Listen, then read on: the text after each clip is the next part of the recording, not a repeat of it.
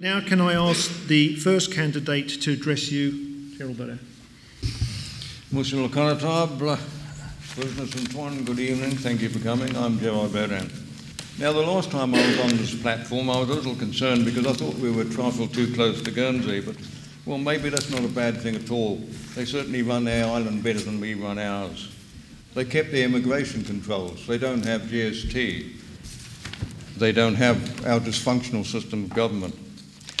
But I'd like to start with immigration, the problem that transcends all others. We used to have work permits and a 20-year qualification period, but that's all been whittled down to virtually no control at all, which causes a heap of problems. It damages the economy because those arriving are generally low-wage earners, meaning they cost more in services than they pay in tax. And of course, there's more traffic. Each year, more green fields go under concrete. And however many houses we build, we're always a shortage, meaning that locals can't get a house, or when they do, the price is extortionate and with rents to match. All done, it seems, to keep business happy with cheap immigrant labour. Immigration needs to be controlled. Removing restrictions was a huge mistake, and we need to reintroduce permits and appropriate qualifying periods and have a population policy that we actually stick to. Now, here we come into the second problem, our system of government. Since 2005, our government has been the ministers, all other members merely onlookers, meaning the very people who should have kept immigration under control are in fact the ones who've encouraged it.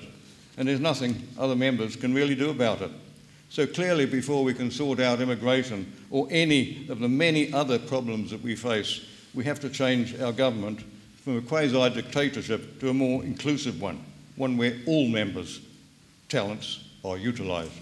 If elected, I will dedicate myself to changing that system. I have the experience for senatorial office, 40 years of running my own business, 13 years as a states member where I served on the public services, the housing and the telecom committees. I later served on the shadow scrutiny panel, the planning applications panel. I was vice chair of the environment scrutiny panel, a member of the privilege and procedures committee, the public accounts committee, the law revision board and several working parties. If elected, I promise to drive not only reform of ministerial government, but also address immigration control. We have to reintroduce those work permits and a suitable qualification period. I will seek a ministerial post from which to achieve that, should I be elected. Thank you for listening.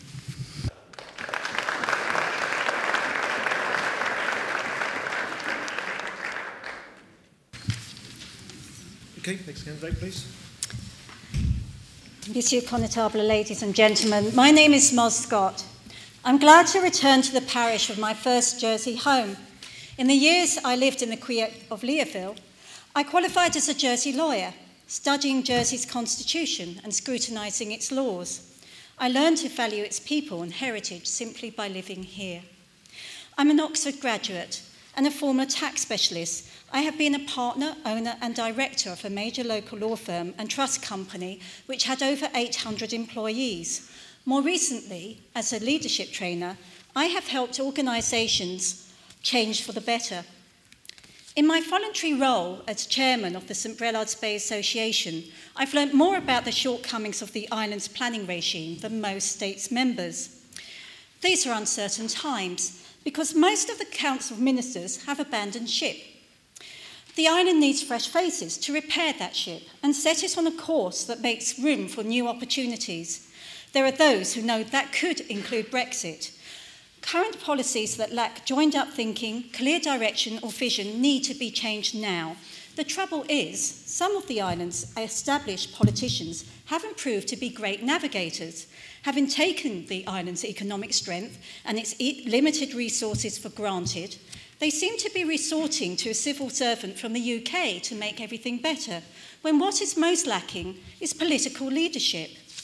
My skills are easily transferable. I know how to use teamwork to get results and how to help others to do so. If elected, I will work to stop the waste of public money by having government work with the private and voluntary sector more efficiently, because we need funds to help those in need, not another quango that passes the buck.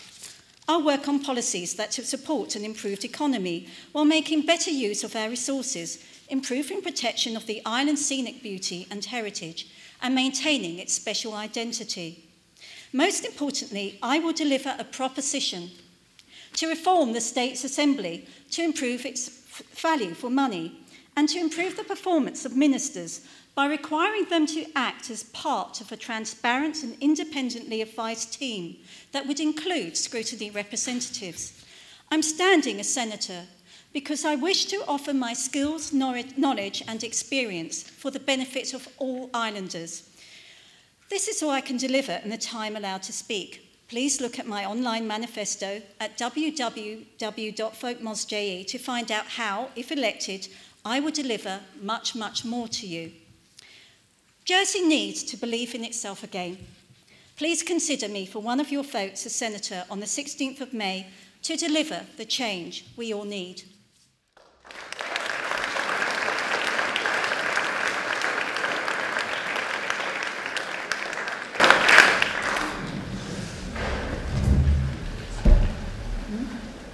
Good evening, ladies and gentlemen. It's lovely to be back in the land of the Brevant. It is said that we must have unlimited immigration to have a sufficiently large working population to support the ageing population. The proposed policy is that immigration should not exceed the average of that since 2001, which is 700 people a year. At that rate, by 2035, we will require 185 Le Marais blocks and 6 new primary schools, a real Ponzi scheme. We need more sites in the villages to give youngsters a chance to live in their home parish, though. The New Island Plan gives us the chance to identify sites, but we must also develop an amended migration policy with work permits urgently. We need to improve the quality of our water with a joint effort by farmers, utilities and the community. Farmers have begun to reduce their use of chemicals, and some are conducting experiments to move to regenerative farming. The indications from the results are promising. Reduced costs, reduced need for staff, better quality and earlier crops, and better drainage of fields. Howard Davis Farm was set up as an agricultural and research station for agriculture. It's time to bring it back into that use to assist research into improving agricultural methods. We have a vineyard, a hemp farm, trial tea plantations, so what else can we grow? And don't talk about the problem of the ageing population. That is rubbish. Who looks after children in the holidays? The grandparents. Who does much of the volunteering in the island? The ageing population. Who does much of the caring in the island? The ageing population. That is, when they're not climbing Kilimanjaro, hiking through the Pampas, or trekking across Iceland. It is time we stopped calling them a problem and paid more attention to the way they are treated. We talk about improving skills for the 21st century. One determined resident has actually done something while government continues to talk.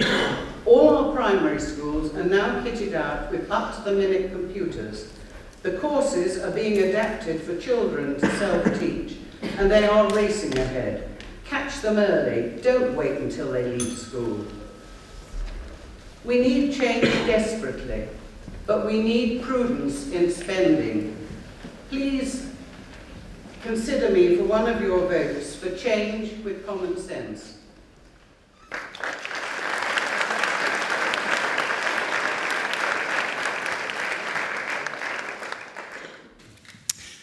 Monsieur le Constable, friends, ladies and gentlemen, thank you for being here this evening. My name is Sam Mezek and I've been the Deputy for St Helier No. 2 District for the last 4 years. I hope that I've shown in my time as a States member that I am a hard-working member who never shies away from asking tough questions and proposing alternatives when I don't think the government has got it right. I've fought from the backbenchers to improve the lot of low earners and the squeezed middle. I've opposed every government attempt to roll back our valued public services and introduce stealth taxes, and I've successfully fought to implement my previous manifesto commitments on things like the living wage, equal marriage, and a crackdown on exploitative zero-hours contracts. I'm standing for Senator now because I want to make a positive and constructive difference for the island in the next government of Jersey, and I want to force to the top of the agenda for the next States Assembly the aim of improving the standard of living for all islanders. I don't want to be somebody who shouts from the sidelines. I want to be at the forefront of delivering positive change. And this election on the 16th of May is your opportunity to vote for change in the way that we do politics here in Jersey. Opinion poll after opinion poll shows that the public are not happy with how the States works. We have the lowest voter turnouts in Europe, and most of the people I speak to feel like the last few years of Jersey politics has been characterised by dysfunctional government, a lot of wasteful spending, and an over-reliance on UK consultants because nobody in the States is ever held accountable for anything. But these are issues which feel like they come up election after election, and nothing ever really seems to change unless things actually get worse. Many of you will have felt that life has actually got more difficult for many of us over the last 4 years, with the costs of housing going up, wages stagnating, and strains on our public services. And of course, worst of all, we've heard the awful stories about the dramatic rise in poverty in Jersey. These are trends which can't carry on forever. The next government must do something to reverse this and set the island in the right direction. I'm standing for election alongside 17 other candidates on a joint manifesto, 33 pages long, with 10 key pledges which we know are deliverable and which will have a tangible impact on improving life for many islanders. We're not interested in personality politics. We only want to debate the issues and put forward what we hope you'll consider to be sensible solutions to the challenges that Jersey faces.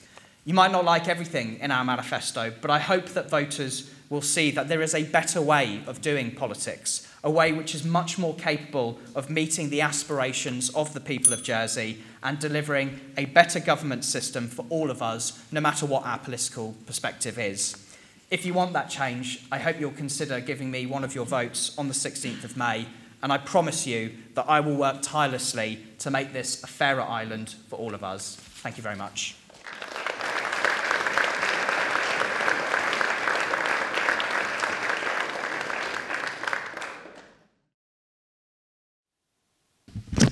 Good evening, Monsieur Connétable, ladies and gentlemen. My campaign is about balancing competing priorities, working with others effectively to find a better way and a sustainable future for our island. By focusing on 3 issues, the economy, environment and community, I believe we can deliver a positive result for each and every person. We all love our island's beauty. People want to see decisions that maintain our green fields and spaces and improve the quality of our water, air and soil. But we need to balance the needs of our community. We know that many people struggle to find appropriate housing for their family, and the high cost of housing leads to financial hardship, as it takes up a large percentage of a family's total salary, leaving little else for the costs of living. Compensating for this by taking on extra work to boost income can have an impact on a person's health and family life. This is evidenced by the Children's Commissioner's initial findings and the Opinions Lifestyle Survey. I know that you found in St. Ouen a struggle to find a site for affordable homes here. That's one of the reasons why I think every parish should have a plan that can influence planning applications. Parishes are the backbone of our community, and each one should be able to shape its own identity and the needs of its parishioners. Today, we have an economy that performs well and is competitive. I want to see it strengthen into the future. The more successful business is, the more revenue we'll raise to provide healthcare, education, and help to those in need. Boosting productivity is essential to achieve this and to manage population growth. In this digital age, there will be challenges to the way we work. There are also solutions that can help in most industries. As a government, we're adopting these measures ourselves. For example, our police officers now have mobile data devices so they can record incidents and do their admin efficiently and spend more time in the community, exactly where they should be. We must also encourage our islanders to skill up at every age and respond to the rapid change in the world and the needs of local business, which is why I support a digital skills academy and a board apprentice scheme for professional parents who would like to take time out to raise their family whilst keeping an interest in the business world so they feel able to return to work at a later stage. Our traditional industries of agriculture, fishing and tourism are an important part of our identity. We can also encourage greater diversity by developing a platform for our arts and creative industries to grow. British brands are admired throughout the world and generate billions of pounds in revenue. Jersey has inspired artists for centuries. Let's play to our strengths and seek out these opportunities. Ladies and gentlemen, a vote for more is a vote for a positive voice, and I hope you'll consider me for one of your votes.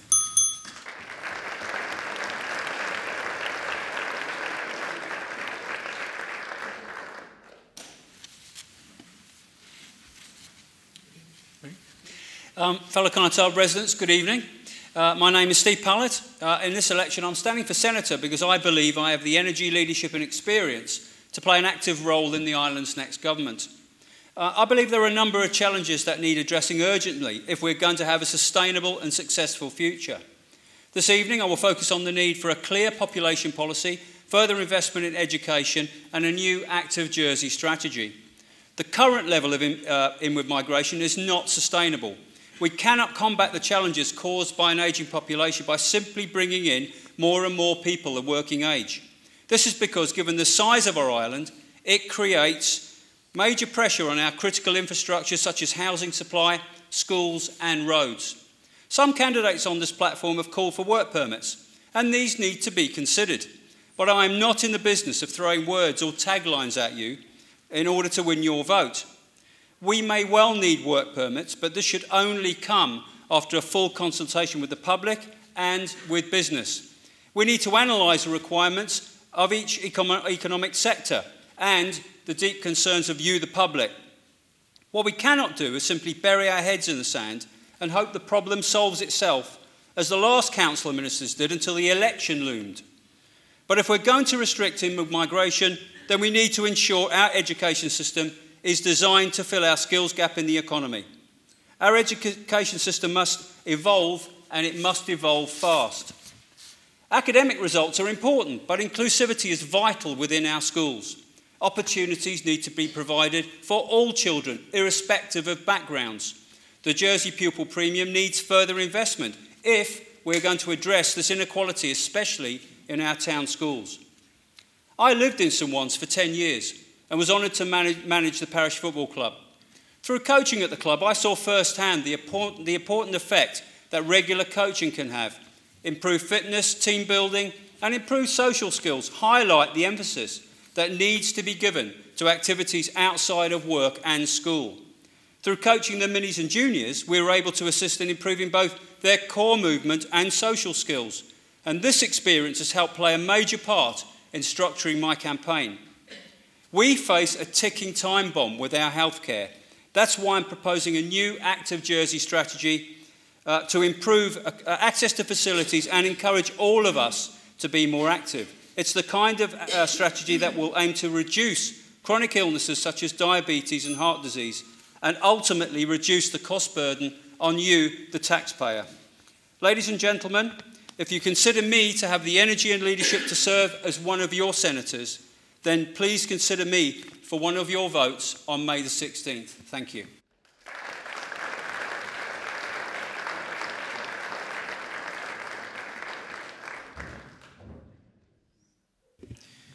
Good evening, Monsieur le Connétable, ladies and gentlemen. I'm Simon Bree.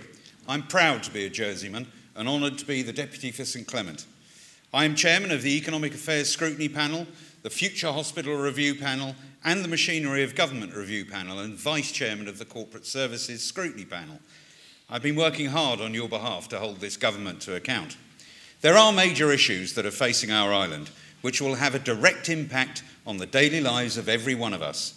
Unless we tackle these now, our quality of life and our island will change forever. Brexit is looming with its unknown impact on our economy. The finance industry is vital to our economy and continued prosperity, but we must diversify our economy and support farming, tourism, the digital sector, small businesses and startups, so as to reduce over-reliance on the finance industry.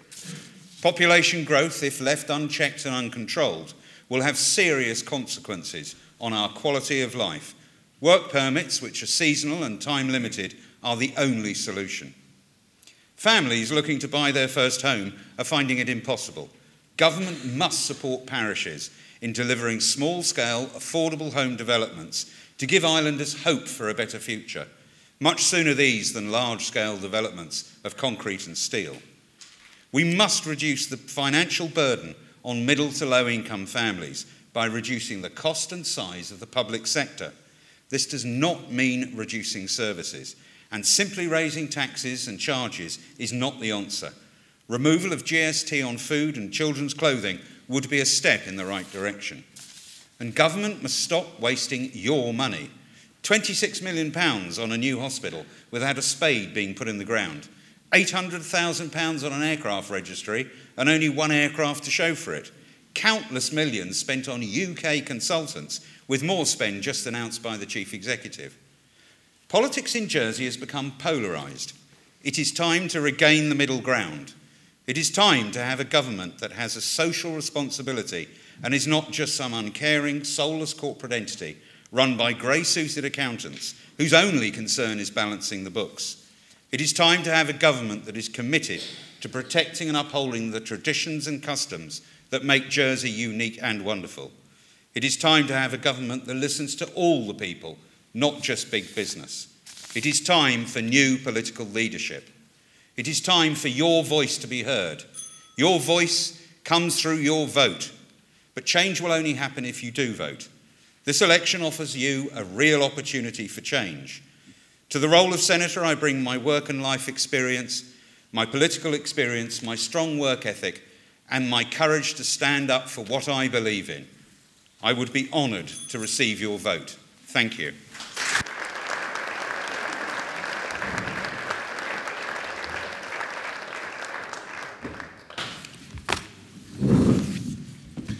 Good evening, ladies and gentlemen. I'm John Lafondre. I've had the privilege of representing St Lawrence as Deputy for the past 12 and a half years. But tonight I'm seeking your support to receive an island mandate.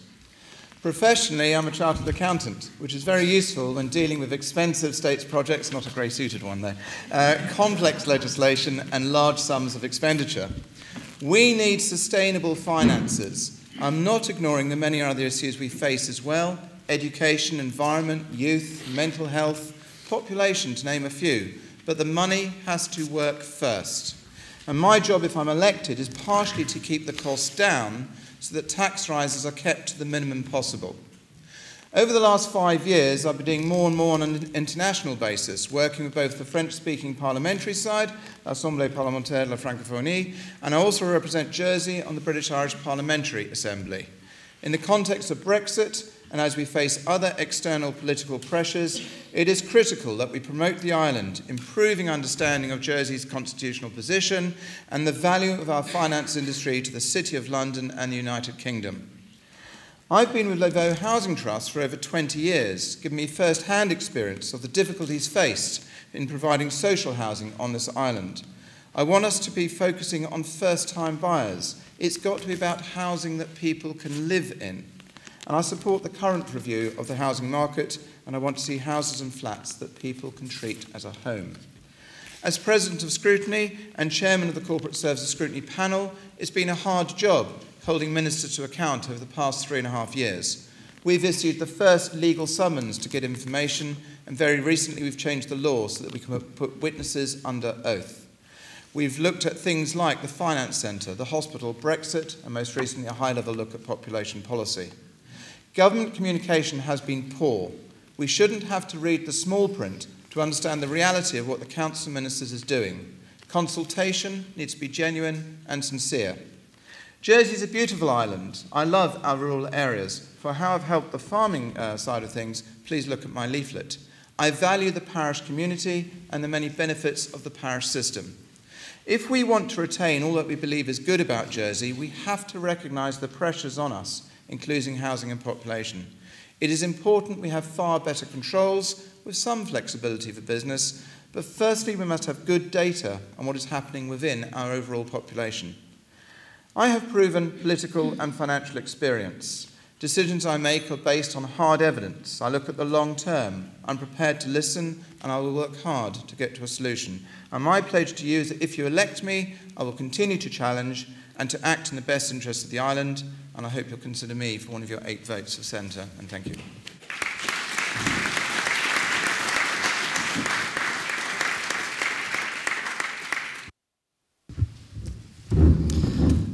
Good evening. I wanted to show how bad the money grabbing has come from the government by picking the pettiest example I could find, and it's this. My proposer, Richard, has just recently celebrated his 93rd birthday. Now, because he was sensible, he has an additional pension. And because he has an additional pension, he's been informed that he earns just a little bit too much over the limit to get his free TV license, and that he has to pay for it. Well, that all sounds fair enough. I mean, we have means testing and make sure that money goes to the right place, surely. Surely that's okay. Yeah, except it's a complete lie. You see, the BBC TV licensing law clearly states that the BBC themselves will give anyone over 75 a free license. There is no issue. There's no means testing. There's nothing else. The BBC are more than happy to give it to them. So why does Richard pay for a TV license he should be getting free? And what happens to the money? I mean, is it given to the BBC? No, I don't think they want it. So who keeps it and what happens to it? And why is it so essential that they should take this money from him? To what amazing thing is it funding? Now, a couple of years back, Richard and a small number of his compadres were invited by the French government to a rather touching ceremony where he received the Légion d'honneur for his work of liberating France in the World War II. So in another country, he's an honoured war hero and a national treasure. Over here in our island, he's just another vulnerable cash cow for some civil servant to steal from. How does that make you feel about your island? Does it make you feel proud? But it's not all bad, because now we have an answer to the perennial problem of what's to be done with the ageing population. And the answer is, they're going to fleece us for every penny they can get. Isn't that something to look forward to?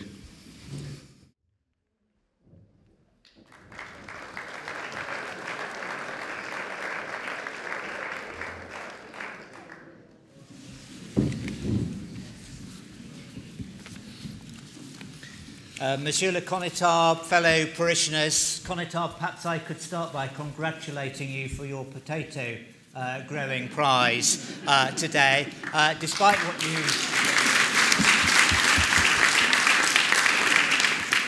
Despite what you said on the TV this evening, I'm absolutely convinced you had advice from the tap growers.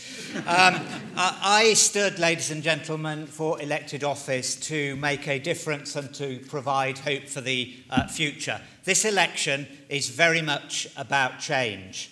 Over the next 4 years, we will face decisions which will set our course as a community for many, many years to come.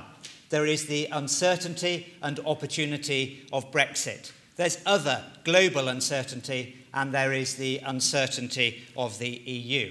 Of course, we know also that we still suffer from the effects of the global financial crisis. And as Chief Minister and a father, I understand the effect that that crisis has had on islanders and on family budgets. Jersey is a great place.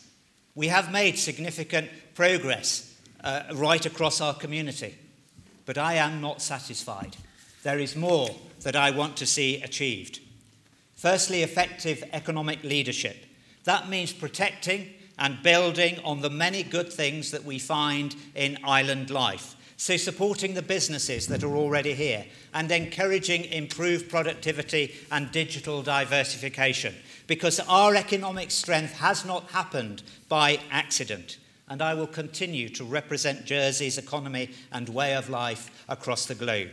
I want, and I have always wanted, to ensure that all islanders share in this success. So secondly, improving islanders' lives by building on what we have achieved so far. And I want to do more, and that's why I'm proposing an Affordable Housing Commission. That's a coming together of the community to drive down costs and to increase supply. a refocusing of the competition regulator so that we can drive down the cost of living, a building on the long-term care scheme, providing government support at parish level, and post the care inquiry, I'm proposing a new contract with children and young people. And thirdly, to transform the government and the public sector. We started, we've got a new CEO, we are reducing costs, but we must focus on driving out waste and serving islanders in all that we do. When we work together, we can achieve change and a better way. I stand for hope for the future, so that you don't risk yours. I would appreciate one of your votes on the 16th of May. Thank you very much indeed.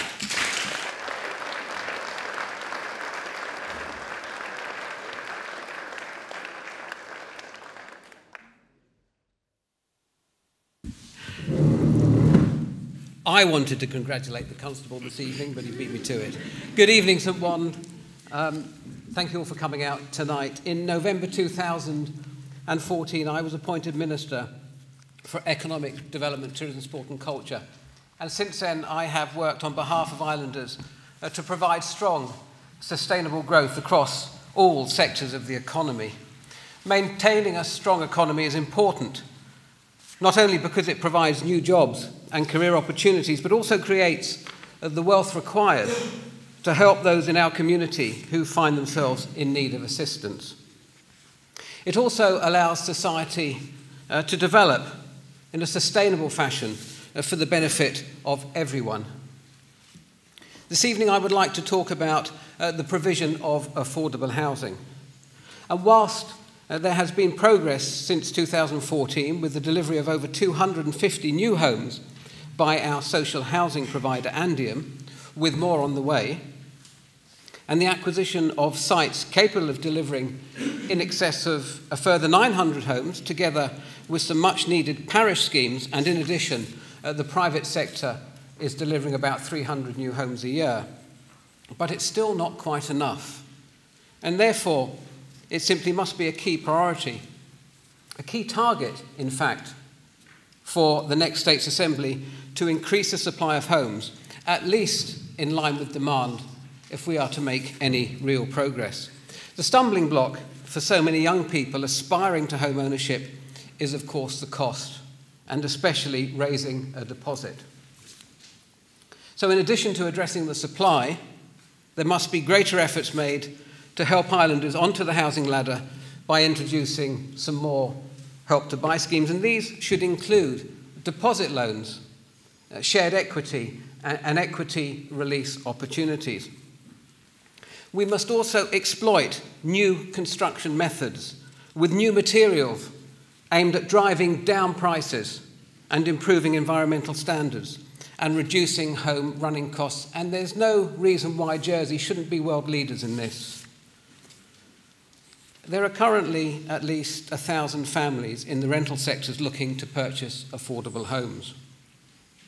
If we can help to facilitate this and release housing stock in the rental sectors, then we will create a more consistent supply of housing, which should stabilise pricing and improve standards across all categories of housing. Ladies and gentlemen, you may hear many negative comments from candidates this evening, and yes, we do have some big challenges ahead. But we have strong foundations, and we need to strengthen those foundations further if we are to secure our future and our future prosperity. To do that, we will need to elect capable people, people with a positive vision, experienced people, people with a good track record in life who are committed to attaining that goal and working together, and I've been timed out. I too would appreciate one of your votes. Thank you very much.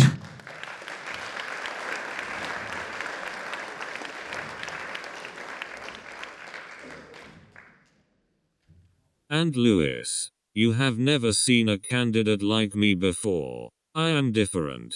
I have a different campaign and a different voice, but different is what Jersey needs. My stroke has left me disabled, but it has given me courage, determination and new insight. I will represent those who, like me, don't have a voice, Not just the disabled but everyone who feels that today's politicians don't speak for them. My focus includes the environment, equality, and community. We need to improve the community of Jersey. We need to improve the environment. It will cost money, but it is an investment for my children and your children. There is no clear voice for the environment in the current states. That has to change. Equality. I bring a new perspective, one formed by both success and hardship. I believe mental health provision must be higher up the political agenda. More understanding and reduced stigma. Where we see inequality and stigma in Jersey, it should be fought. We are improving and have more cosmopolitan living. To create a more equal island. The dangers of having an island of haves and have-nots. I believe that the most marginalized and downtrodden members of our society have something to contribute. From the inmate at Lemoy to the homeless man in the parade. We all have insights and abilities to help make Jersey a better place to live. Everyone has skills and talents. Everyone. We need a system that allows those talents to flourish. The first step is to break down our own stigmas. That is a role of education and defining common goals. Our children and their schooling hold the key. It is then identifying those abilities and channeling them where they are most needed. We need more social enterprises to create businesses and programs that build on our social capital. Like my campaign headquarters, the Beresford Street Kitchen. Communities working together makes us all stronger, and it starts at school. We also need greater recognition of support. The voluntary sector. With more effort from the states, we can better coordinate the work that charities do. I will be the first person with aphasia to stand for the states. I appreciate that makes me different. You may ask, how will I be able to represent you? With modern technology, I can. But for more information, please visit my website, www.andlewis.com. I hope that I will be able to represent all islanders, including those who don't always fit in with the norm. You have 8 votes for senator. Please use one of those on someone who will truly represent change. Thank you.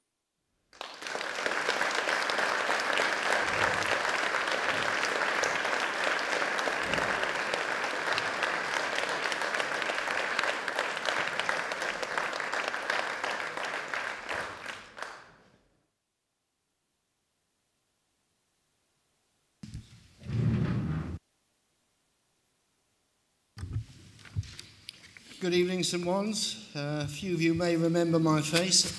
About 40 years ago, I used to live up opposite Carre's garage in the homes my family built. And of course, my grandfather was father of the parish when he was deputy in St. Wands. So I'm a bit familiar with your parish. And we've heard from Mr. Gorst, who stands for hope for the future. Well, I stand for action for the future. And there's things we've got to do to get things right here.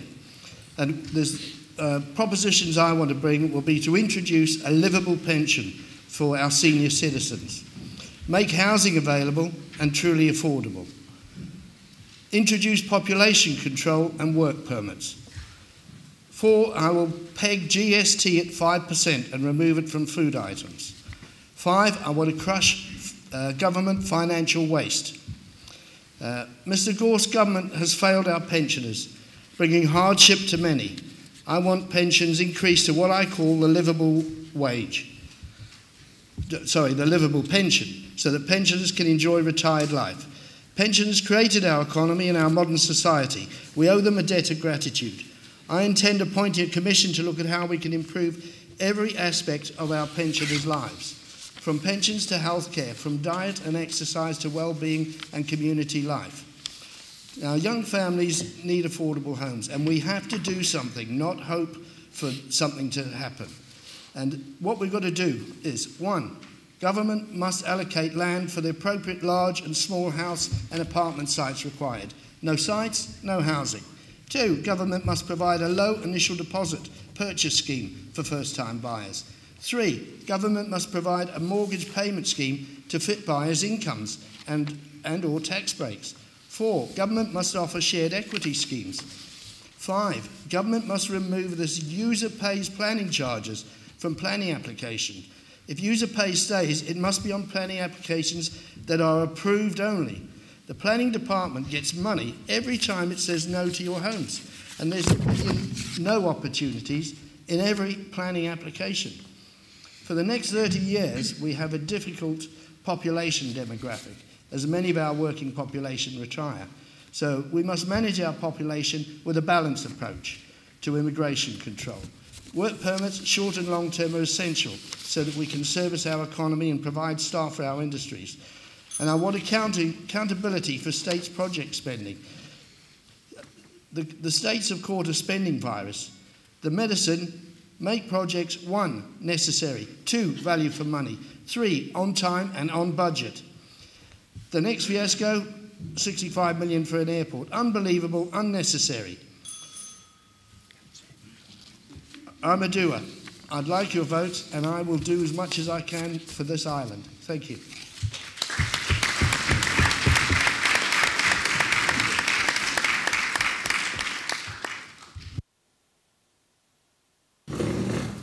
Good evening, ladies and gentlemen. I'm Tracy Bolwell. I've served in the States for 9.5 years as a Deputy of St Saviour and as a Deputy of St John. I have carried out numerous roles during this time that have either influenced or directly impacted on policies and legislation. I have served as an Assistant Minister in both Education and Treasury, as the Chairman of the Public Accounts Committee and President of the Scrutiny Chairman's Committee, and been party to approximately 50 reviews. I have proven that I am able and willing to work with members in a responsible and effective manner. At a time of uncertainty for both residents and business, we need a public sector and the political representatives who govern them to listen, lead and learn with honesty, integrity and respect. It will be vital for those who are elected to work as a team, take politics back to basics, engage and communicate effectively to enable, support and provide for islanders for the long term, not by short-term political thinking. We require the requisite skills to assist business, but need to recognise the impact it has on public services, but particularly the provision of adequate and affordable housing. Investment in our education system to revitalise the role of Highlands College, coordinate and partner with industry to develop and expand skills, and tap into the new global market strategy to provide opportunity needs to be a priority. Our personal tax system has to be addressed, not by tinkering around the edges, but by beginning the journey towards one type of personal tax assessment. Start by correcting the role of allowances and provide targeted, direct funding for early years provision, and join up with a full review of income support to assess the impact and functioning of both, particularly for people on in-work benefits. There is a need to ingrain a fairness into our processes so people feel supported and not threatened. There are serious demands on our health service, and it is not the ageing population, Sarah Ferguson will be pleased to hear, but the government are failing to understand the impacts of disjointed policy making. The needs for respite, regular supports for mental health, and ability for early diagnosis are just a few.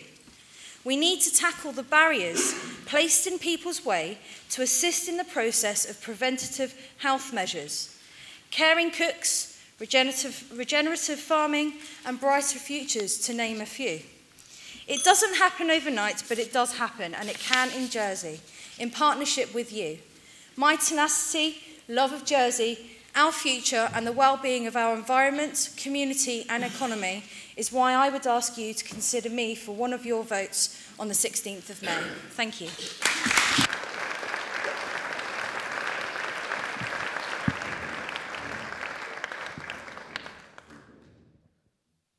Is it? Ah, it is on. Bonsoir, Monsieur Constable, Madame, Monsieur, Mademoiselle. My name is Stevie Ocean. I stood in this parish hall 2 years ago, and I told you about what I intended to do with Google. Well, after 2 days of basically fighting with the Americans, I achieved my goal. I had the UK, the letters UK, removed from all our 5 islands. We are not part of the UK. And I've educated others, which I'm in the process of doing. LinkedIn, YouTube, and Twitter are the target at the moment. I'm in negotiations with all 3 of them and making sure that they're educated as well. Because at the end of the day, this does us a lot of damage. Now, what else am I going to tell you about? Well, I've done an expanded version of my manifesto. It couldn't fit into the booklet because it's 1,000 words. There are 2 points of view that I've actually taken from this. Number one, not everybody can read properly. So I've taken this into consideration. I've put it grammatically very simply so everybody can understand what I've said. Number 2, it's in capital letters, not to shout out what I'm saying, but if people have got sight issues, so it covers everybody. What else am I going to tell you? Well, actually, I've made history, and I'm so proud that I did. 2 years ago, and you listen to this, 2 years ago, what happened was there was confusion over my name. People was actually classing me as Peter Mac, which is not true. And what I did, it lost me votes. It lost me the possibility of making the commission with Simon Cowell and company and other things as well. So I made up my mind that when I stood, I was going to do something about this. I actually had a government department who supported me and went before the law officers. And a copy of my equity card I actually supplied. And when the law officer saw what was on my equity card, he decided to change his mind. And if you look at the new voting ballot paper, you will see how much change there is through my good self. And it's not just for my benefit, it's for you. So there's no confusion when you vote. And there won't be any sport papers but for anybody, as you'll see. If you wish to pre-vote, you can do that at the moment from April the 30th to the 14th of May, from 8:30 in the morning till 5:15 in the evening. And don't forget to take some photo ID. So what else are we going to talk about? We're getting near the close here.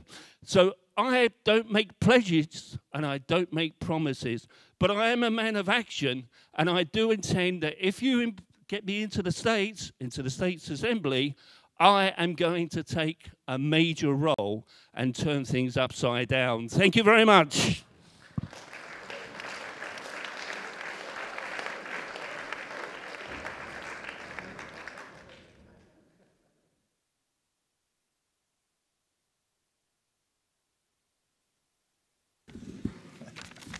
Right, good evening, everyone. Follow that. My name is Gino Rizzoli. I'm a local businessman and a resident of St Helier for the last 30 years. I'm married with 2 boys studying at the universities of Bristol and Reading. I have studied politics, religion, cultures and the sciences for 25 years in relation to human behaviour. It happens to be my interest. Today I want to explain that we are living through great changes. New ideas are propelling society many times faster by the internet. All around the world, governments are struggling to come to terms with the speed of change, and Jersey is no exception. Unless we are at the cutting edge of change, we become subject to other people's ideas. Truth is a requirement for expansion. Truth is a requirement for expansion. If government writes a policy that is perceived as unfair by society, social media will tear it to shreds the next day. Turmoil is what we get. In this very understanding, I have given you the solutions. Government must introduce policies that are perceived as fair. Fair society delivers cohesion of people and ideas. We, as a community, become more intelligent, more creative on every level simply by passing fair legislation. Old-style politics and those that pursue them, some sitting on this podium, we must thank them, but it is time to move on. I have the understanding, the experience and the knowledge to spot good policy. Accountability must be our first goal, financial accountability. The details of our spending will not only stop colossal waste of public money, but it will inform us of what our government is doing and not what they say they're doing. This strategy will rid us of those people that are stopping growth in our society. However, more than this, it will create the space for those that have the integrity to enter the political debate, having removed the fear that currently exists. This is what transparent and accountable government can achieve. Working together would not now be a reality rather than a nice idea. It means going to work with a spring in your step. We can have the confidence to meet any challenge, create new ideas for business and provide employment. Fairness becomes a norm rather than the exception. No need to write endless legislation countering unfair policy. Our children will grow up without confusion. The health and welfare benefits are enormous. Sickness and disease will slowly become undoubted. Less pressure on society. Thank you. Thank you.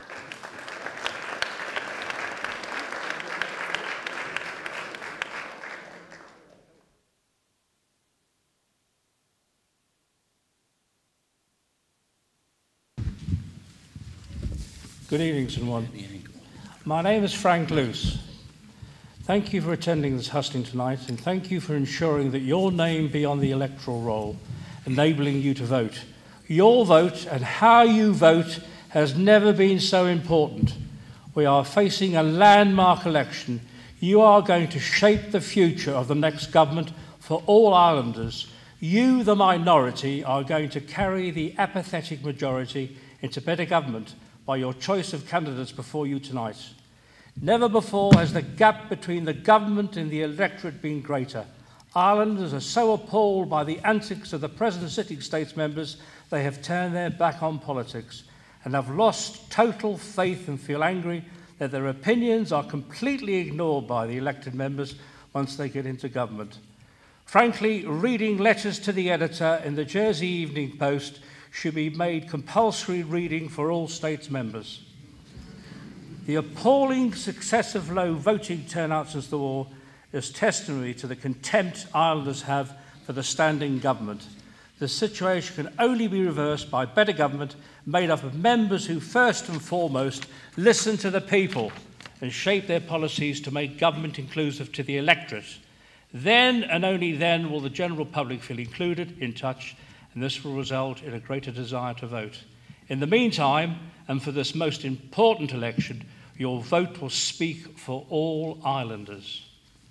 Potential voters see the system of government in Jersey as bad. They want nothing to do with it. That was an opinion held by me. However, the present Assembly have horrified me to such an extent that I'm now before you asking for your vote, so that I may represent the thoughts, feelings and opinions of all Irelanders in the Chamber itself.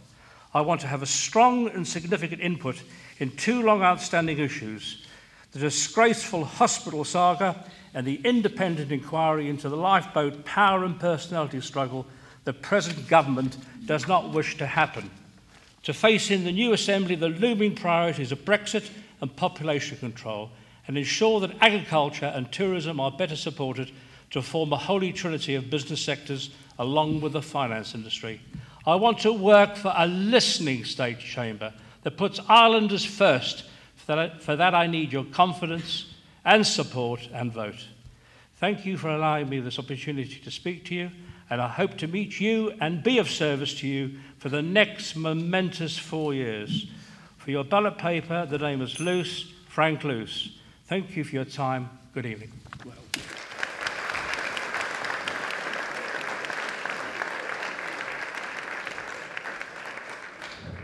Okay, thank you to the candidates for their introductions. I'm now going to open to the floor for questions.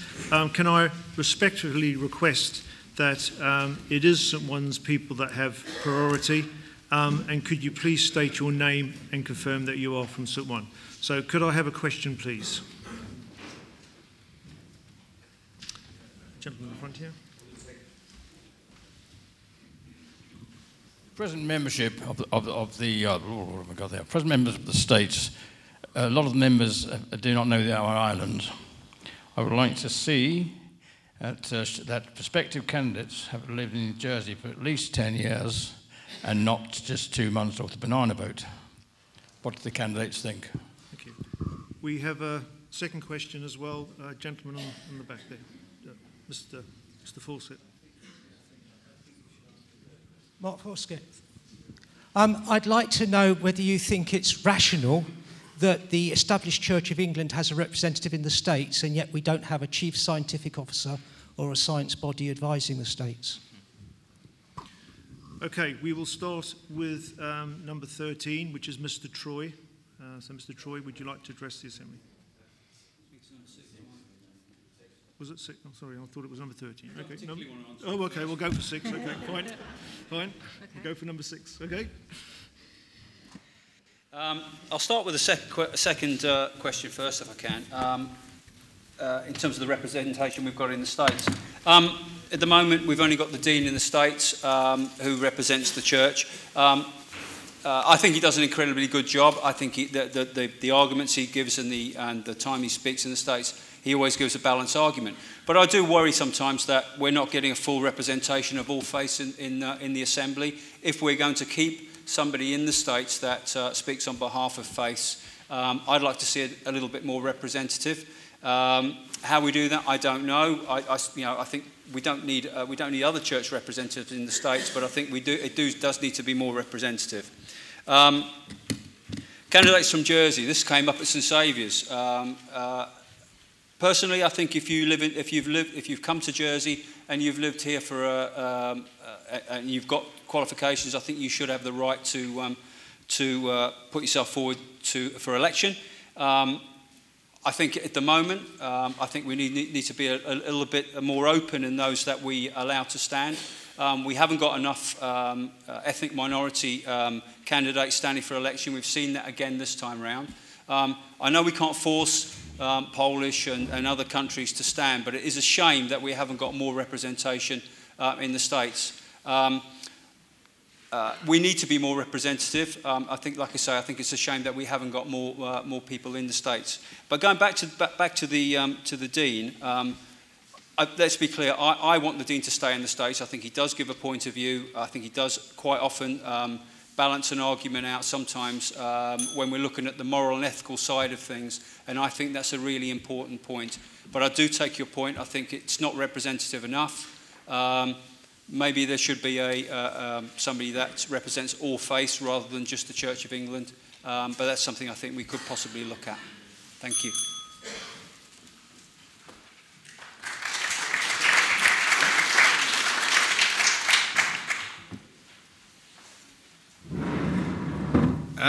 What qualifies somebody to be a states member? It's a very interesting question, actually. We had a debate in the States a little while ago about whether or not a states member should be a British citizen. I argued very strongly in favour of the fact that they should be. I see nothing wrong in having certain minimum entry levels, if you like. With regards to how long somebody lives over here, and do they get to know the island? I think that's a subjective question, because I know quite a lot of people who've been over here 15 years and don't know their way around St Wan's. I was born here in 1961 and I still get lost around the back lanes here. So I'm not sure whether a minimum time period is the right thing to say. I very strongly believe that to represent islanders and to pass laws that affect every member of our society, you should be a British citizen. With regards to the Dean in the States, is it rational? No, it's not. Do I believe it is good? Yes, I do. Because very often the Dean will give a different point of view. Some of the debates we have in the States can get very convoluted and lack a certain amount of empathy with other people.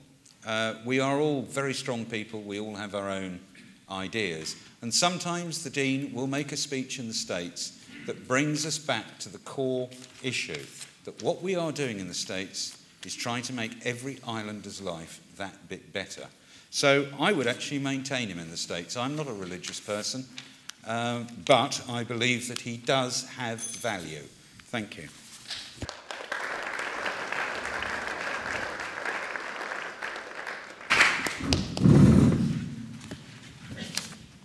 I think in terms of how long people should be in the States, I think the balance personally is about right. I agree with Simon's comment about British citizenship. But generally, I think there is a concern that people do not particularly understand the island and our traditions and our values, and including our constitutional position. There's a balance in terms of becoming politicians, but in the wider context, that's got to be about education. I mean, even within the States, as a Jesuit, I have learnt so much more in the States than before that, and we need to keep addressing that, and that's from the primary school all the way upwards. Mr. Forsgett, I support the bailiff, the dean, and the lieutenant governor in the assembly. For me, that's all about one of the traditions of the island that makes us a little bit different. Also, I'm fed up of people of kind of talking about ourselves in terms of how we change the States, when, as I said previously, we have a lot of issues and challenges ahead which are far more important: environment, education, population, to name but a few. Thank you.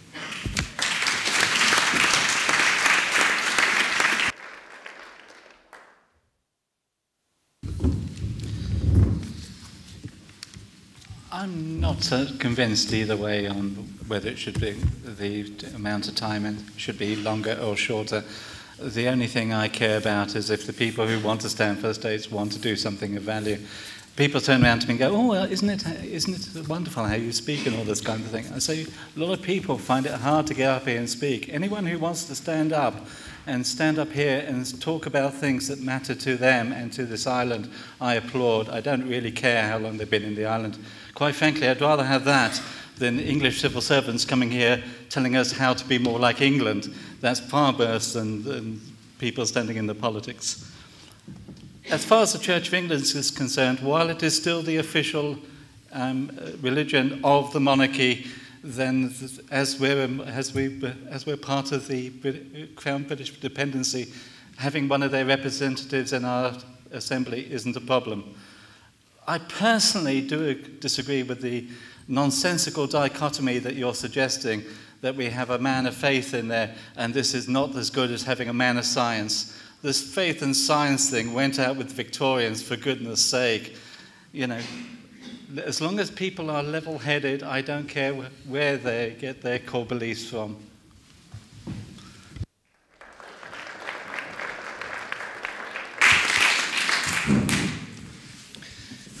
Thank you. The current rules are length of residency, the same rules as entitlement to vote, with the difference of requiring that one is a British citizen.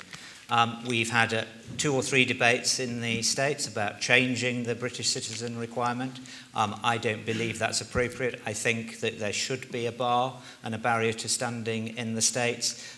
We are allowed dual citizenship in Jersey, so if someone who currently doesn't have British citizenship, they can take it on if they wish to stand for the States. Perhaps the £1,000 to become a British citizen is a little bit too steep, so that could be reviewed, but again, that is in line with the United Kingdom. I'm not going to get into a debate about whether Christian faith is rational and logical or not, because we'll be here all night, and I see the rector at the back. I support the Dean in the States. We have a Christian culture and heritage. I think we should be proud of that. I don't think we should be embarrassed by it. And the presence of the head of the church, the Anglican Church in Jersey, sitting in the assembly is a result of that Christian heritage. In fact, when I was a young, naive deputy, I amended a proposition so that he wasn't removed or even reviewed to be removed. The Dean not only represents the Anglican Church in Jersey, but also acts as a counsellor and a chaplain to members. And if you listen to any of his speeches, this one, the one before, or the one before, they're very balanced, they're not political, and they're really about providing some moral guidance that they take from Scripture. So I support their continuance in the States.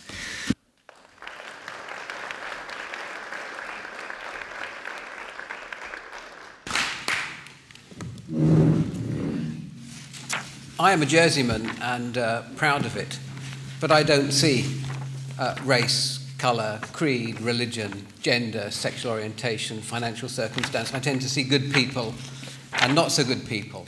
And I think we need good people to represent us. We need good people to be an important part of our community. But I do believe that if somebody wants to represent the community in our States Assembly, they should be a British citizen. I won't repeat what Ian has said. In relation to the Dean in the States, I think Jersey has its own traditions, and a number of visiting parliamentarians from around the world come here, and despite what we might hear, they say, gosh, we really do wish we had your system. We look at it for its faults, but it's not bad, actually. And I can't be described as a religious man, but I'm certainly not an atheist. I'm not even agnostic. I'm a Christian. I try to live my life with Christian values and try to treat people the way I would expect to be treated. And I think the Dean, as an ex officio member, is an important presence in the Assembly. And can I say, while I'm at it, I hope you don't mind going off script a bit, but I think we should keep the bailiff, I think we should keep the constables, and I certainly think we should keep the senators. Thank you.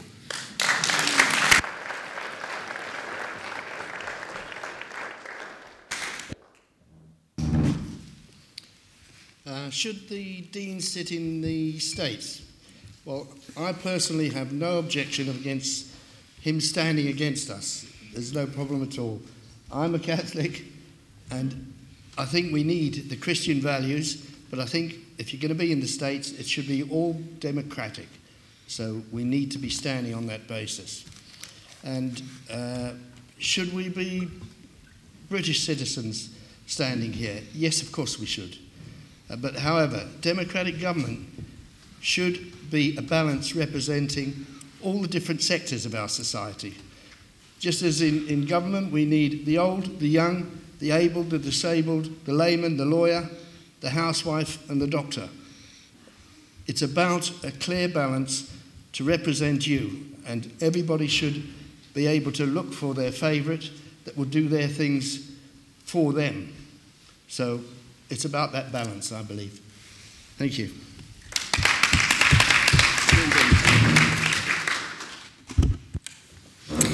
Thank you for your questions. In terms of serving as a States member, I believe that we have to be truly representative because there needs to be a diversity of views because all of our experiences differ. But the most important area of a States member is being able to listen and actually have empathy with the way that that person is feeling in that particular time and be able to relate that into how the experience of a policy or a service is being provided in the public sector. And so we've had the debate on the British citizenship. It was rejected by the States. In terms of priorities for me, I'm focusing on education. So I was born in Jersey. I've been here all my life. My family have. And we have a transient population. And I think as a States member, we've got a duty to listen and understand people's points of views and try and translate that into a fair and balanced policy-making position. In terms of the right of the Church of England to be in the States, I listen when the Dean speaks. He doesn't have a vote in the States Assembly, but I am concerned with your specific part on the scientific research. And I've heard about the loss of the capacity of the scientific research, particularly within the agricultural area of the States. And I think it's a huge loss, and I think we're losing a valuable asset here. Because the way that the States members are being informed is not as we would expect, not joined up, and it needs to be appropriately brought together so that in order for us to tackle the issues on behalf of the public, we have the right information and the right balance of scientific evaluation too.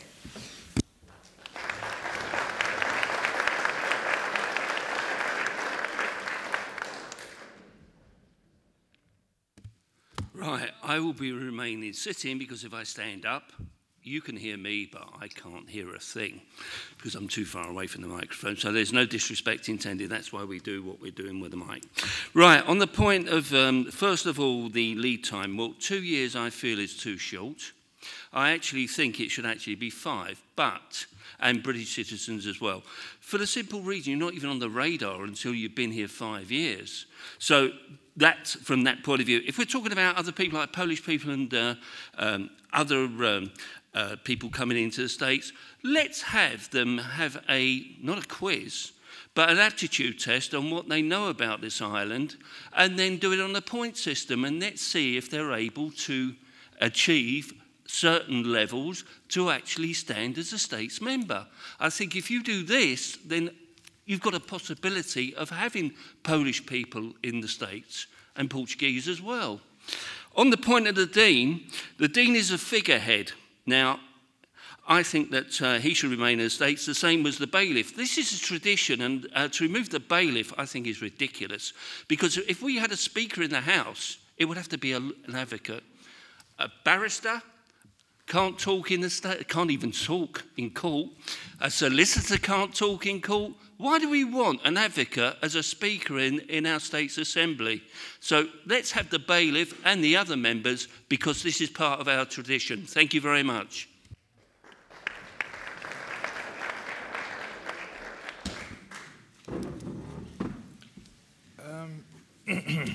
Who should be representing you? I suppose the most important issue is the quality of your representation. That's what you're looking for, and it's really in your hands. Well, I'll reframe that.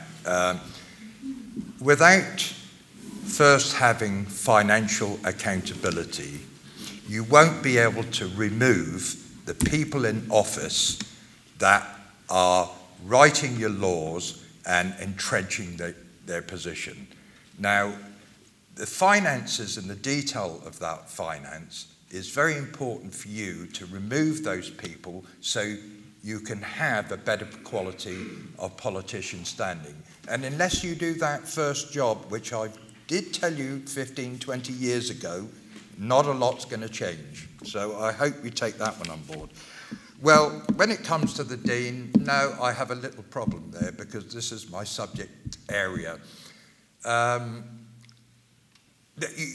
You must understand there's a difference between faith and religion.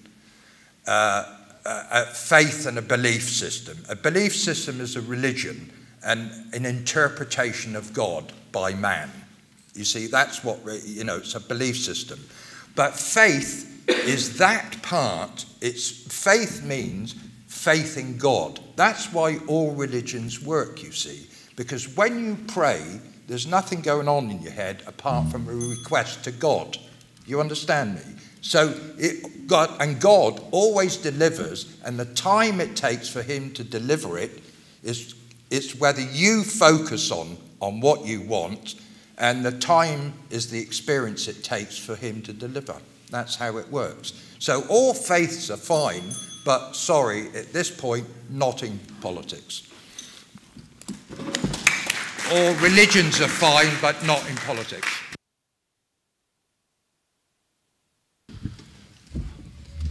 In terms of being a states member, I think if you live in Jersey and you contribute to the island and the economy, and you've made Jersey your home, it doesn't really matter where you come from. I think that you should, if you are going to go into the States, well, you have to anyway, you should take British citizenship. After all, if you're living here and you're contributing to the island, and the island is your home, what is the problem in taking citizenship and then coming into the States? You can see tonight the members here who are trying to get into the States. We are all British citizens, including Gino, who was not born in England. He wasn't born in Jersey. He was born in Europe. In Italy. In Italy. He's taken British citizenship so that he, in fact, can run on a level playing field with us. So really, I don't really think it matters where you come from, but you should be prepared to take British citizenship if it is your home. As far as the Dean's concerned, well, really, the Dean, yes, fine to have the Dean speaking in the States. Let him be the focus of Christian values or religious values. I don't think we need to have an Anglican, a Catholic, a Muslim, and every other religion. Let him represent religious values. I've got no problem with that whatsoever.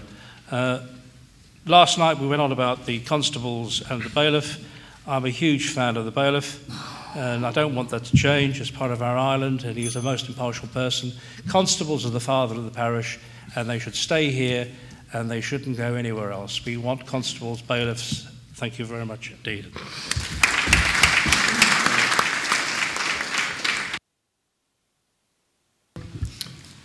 Thank you. If I take the States Member question first, basically this addresses two issues. Should States Members be Jerseymen? Well, the first question is, what is a Jerseyman? I know some people who've come to the island and acted more like Jerseymen than people who've been born here. It is a state of mind. However, there must be some commitment to the island. It would be wrong, in my view, for somebody who's only been here a couple of years to be passing legislation and then they leave couple, 3 years later, that legislation stays in place for the people who actually live there. That would be wrong. There must be some genuine commitment. So in my view, a member should be a British citizen, preferably having been in the island for 5 years and with some likelihood that he or she will remain in the island for the foreseeable future. Regarding the Dean and the States, I noticed one candidate suggested that we should represent all faiths. I have no idea how that might work. The island faith is Church of England. There have been many members of other faiths that have managed quite well as States members. I support having the Dean in the States. In my States experience, the various deans have always been very careful to avoid political issues, and they have brought a measure of common sense when at times, well, more than a few times, it has been lacking. Thank you.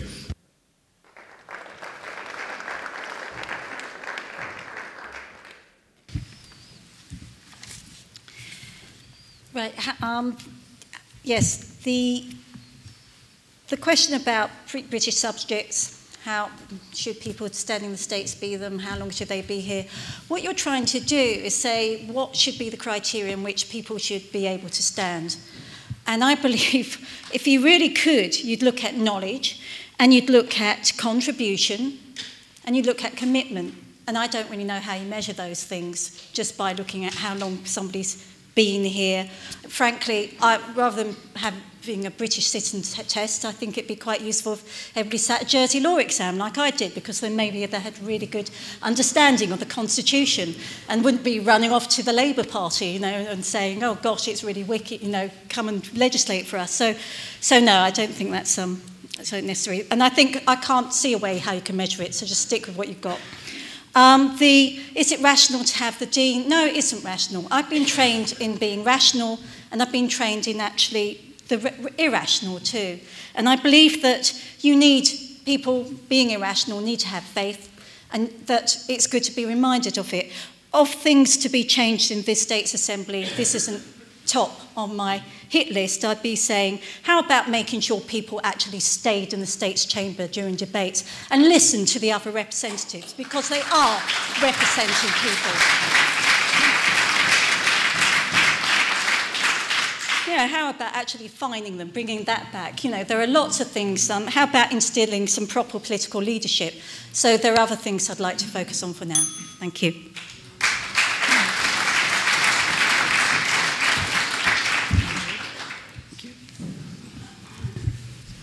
Right. No, I'm not a Jersey native. I came for 6 months just over 40 years ago, and I'm still here.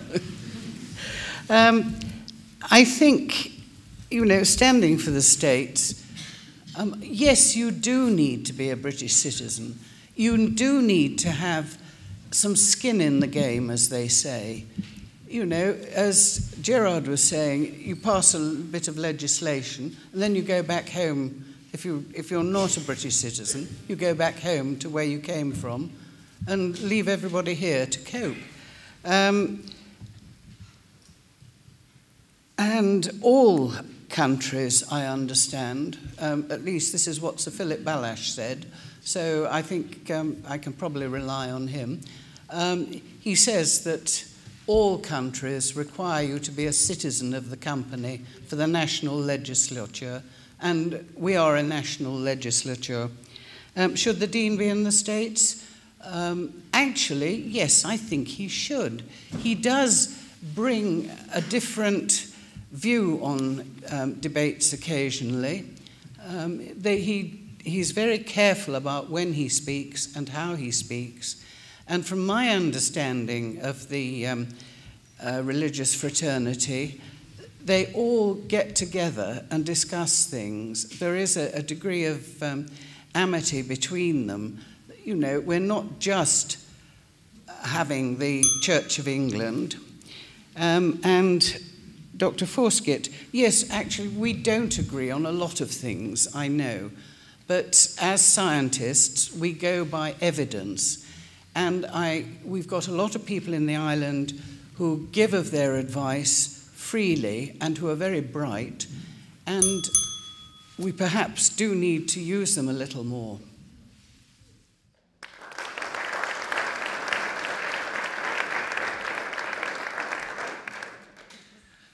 I'm Jersey born and raised. I've got the stamp in my passport.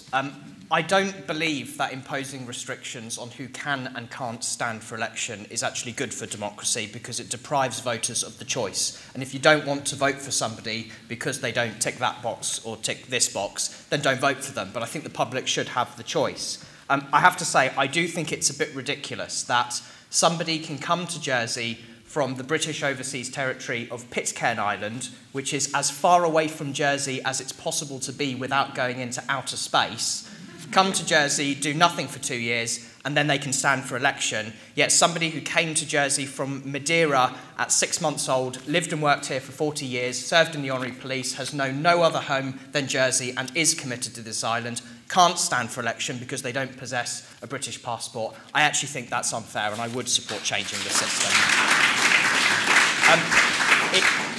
It's slightly ironic that the question of the Dean follows this one, because the current Dean has actually only lived in Jersey for a few months and has been sort of thrust into the political realm with debates on same-sex marriage. Incidentally, he did come here from Guernsey, but I don't think we should hold that against him. This goes back to the previous question. My principle here is that I think that everyone who sits in the States Assembly should have had to win a robust election to be there. And I think that should stand for everyone. And do you know what? I'd like to see more people in the States who are inspired by Christian values, but I think they should do that by standing for election with their manifesto that explains to us how they're inspired by those values and what they want to do to see a fairer society here. I think that's the general democratic principle. We need a higher calibre of states member. Electoral reform will help deliver that, and I would like to see more scientists, more successful business people, more people with other experience of life, and I think the whole island would benefit from that contribution from all parts of our community.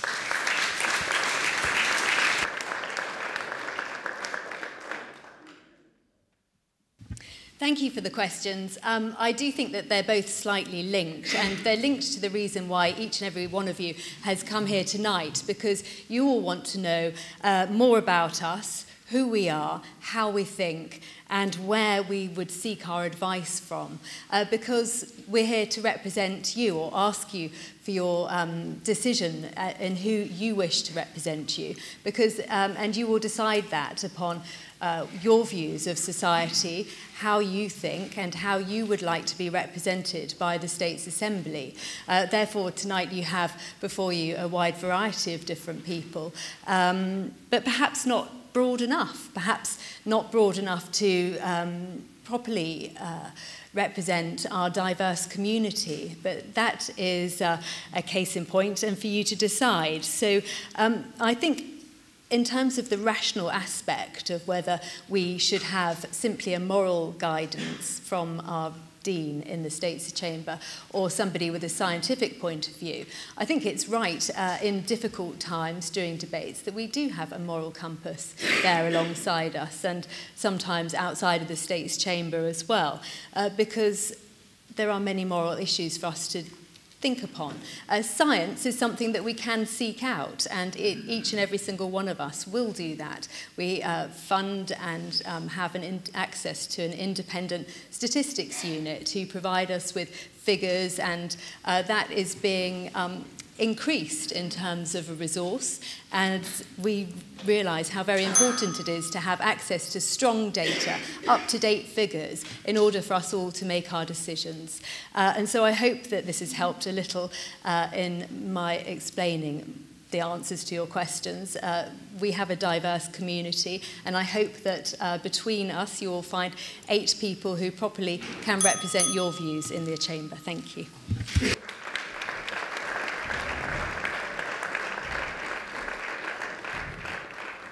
Okay, can we have another 2 questions, please? Young gentleman over there.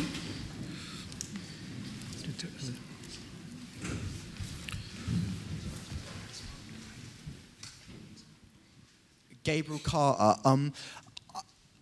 What do the candidates kind of think about like electoral reform, especially the kind of like idea of super districts with like one kind of states member just elected in larger districts? Another question, please. Front here.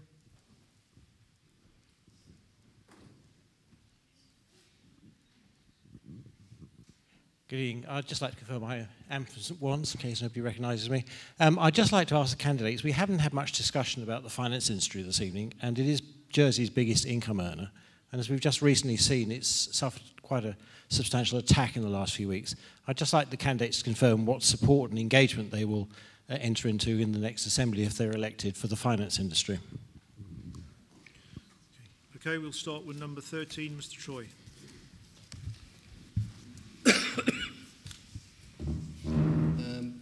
Electoral reform, we keep having it. It doesn't seem to make a difference. We don't get things done.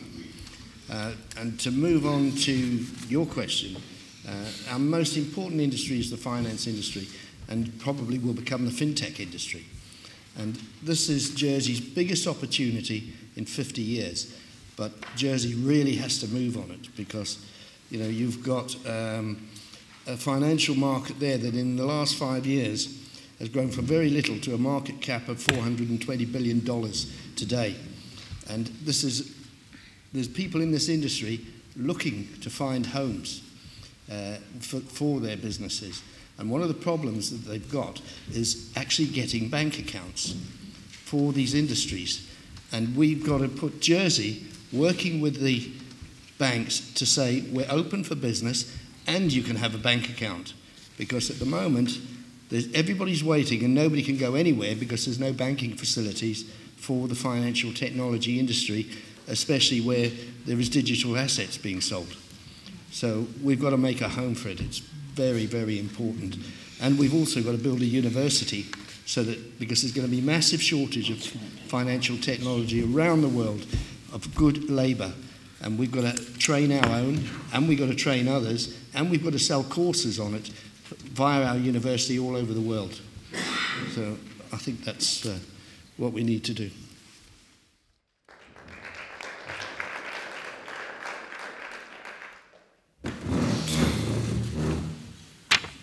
In terms of electoral reform, well, it's a bit of a mess, really. We got asked a question last night about machinery of government, and I think the two were very interlinked. And I look forward to hearing what the election observers have got to say, particularly about this election and the process that we're going through. But in terms of electoral reform, I think it very much goes in hand with the machinery of government.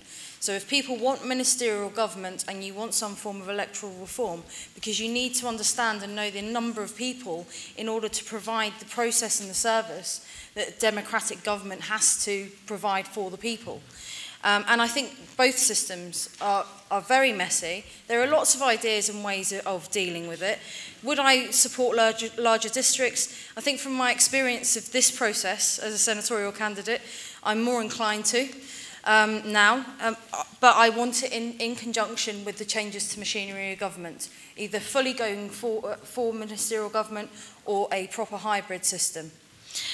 In terms of the finance industry, so in my opening speech I mentioned the global market strategy, and you've asked me what I would do to support the finance industry. So the global market strategy will work alongside Jersey Finance Limited, for example, in tapping into markets outside of Europe and in Europe. We have the finance offices both in London and in Brussels. We have good links there. And what I would do is, from my point of view, because one of my big priorities is education, and I've heard Jeff Cook talking about the needs to skill and upskill and reskill, particularly for changes and diversifying within the finance industry. And so I would want to work alongside them and other industries, actually, to ensure that we have a long-term future for the island in terms of skills for finance and other industries.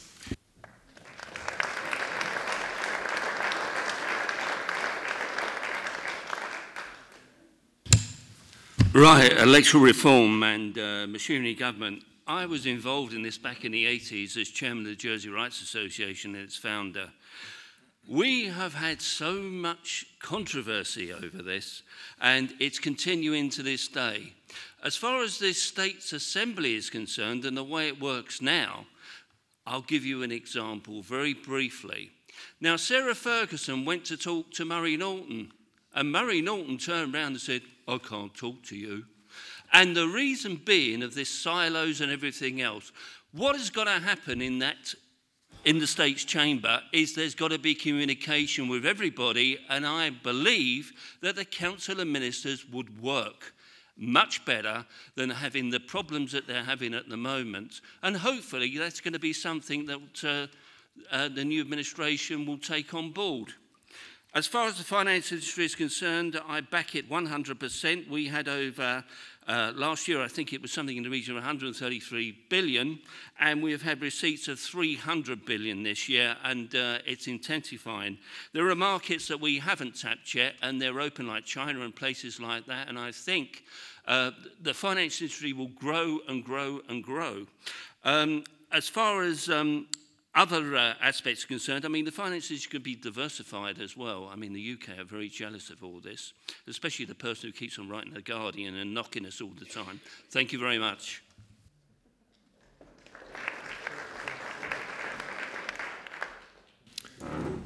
Any electoral reform, turkeys don't vote for Christmas. If we had some transparency and accountability, particularly, like I said to you before, financial transparency, you could weed out the people that are really doing us a disservice.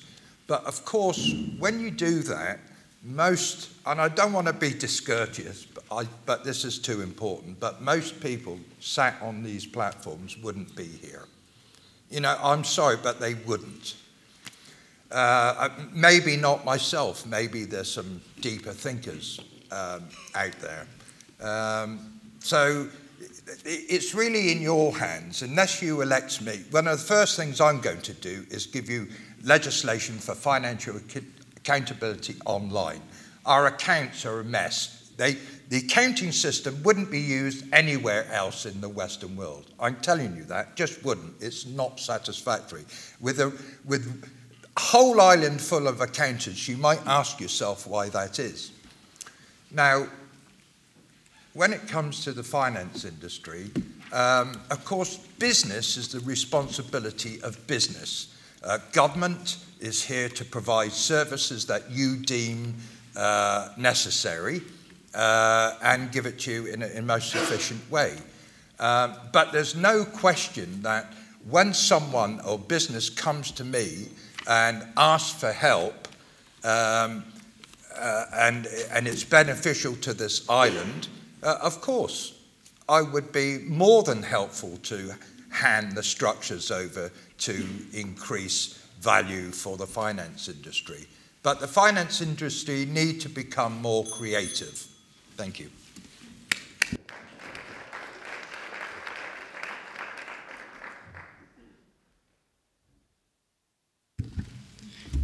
Electoral reform. Well, we've had electoral reform. We've gone from a committee system to the Council of Ministers system. I think, I don't know if I speak, probably I speak for many people, I do not like the Council of Ministers system. The power of government is held by 8 to 10 people. The rest of the members in the states just make up numbers, and the people that control the island are the Council of Ministers. It's as simple as that. I would much prefer to have more electoral reform and have some system back towards the committee system where all politicians in the states had an involvement in something or other, agriculture, tourism, or whatever. That's my opinion on electoral reform. I think we've gone too far, and we have now got basically a clique who run the states of Jersey, and the rest of us are just there to make up the numbers. When it comes to finance, we're very, very lucky. We have been very prudent in being extremely well regulated. We must be one of the most well regulated areas in the world when it comes to finance, and for that we should be thankful. Finance will always be here. Finance obviously is absolutely fundamental to the island. Without that, we're all going to be driving around in 25-year-old cars and Range Rovers will be off the road. But having said that, it's a very fragile thing, and we could lose it through no fault of our own. So really, we must try and diversify. But yes, without finance, we are in a bit of a problem. Thank you very much indeed.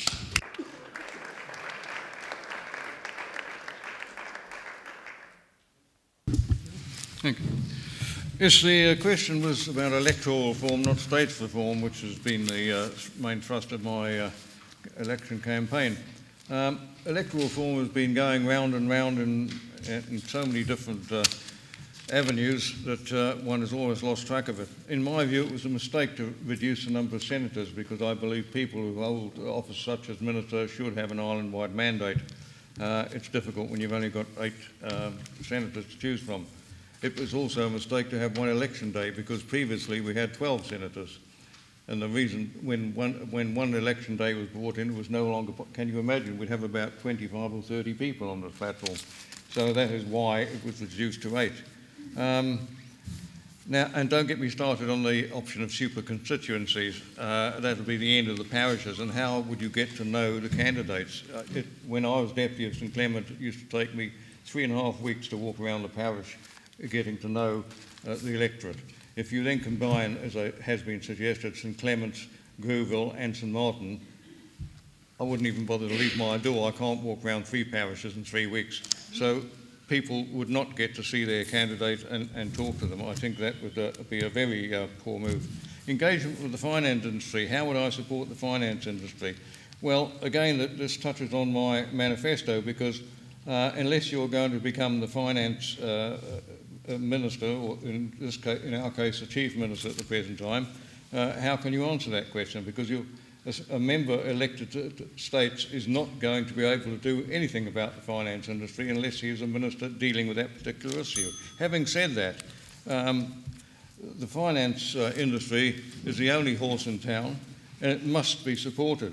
But on the other hand, government should not be interfering in finance any more than it should be interfering in any other business. It should be setting the level playing field for that business to work on. Following on from that, obviously there are international issues. Thank you. Your time's up. Thank you. Thank you. Have I run out of time? You run out of time. Thank you. Thank you.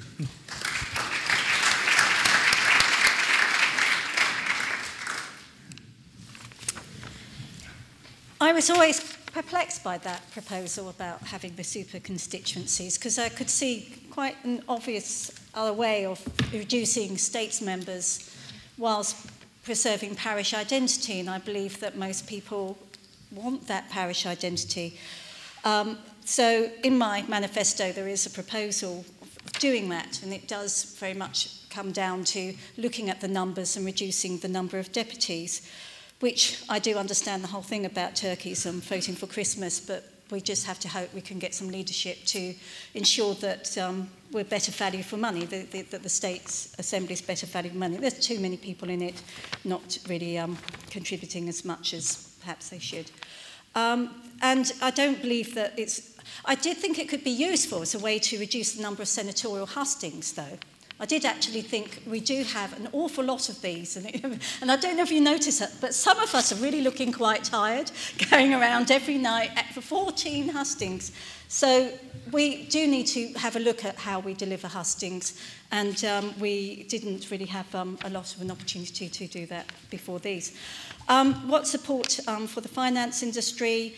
I very much would like to see more diversification. I know everybody said that, but I'm pretty keen on looking at insurance and looking at cutting red tape. I think this client onboarding is more like client waterboarding. I just think it's got to be improved, and I do understand that needs some liaison with authorities as well. I'm not in favour of actually building a finance centre to support it, not when private developers could have done that, not with state's money. And I do believe the finance centre, having been with the finance industry, having been a member myself, needs to itself invest more in training and investing in career paths to help everyone, and this is all businesses, including the public sector, to reduce immigration. Thank you.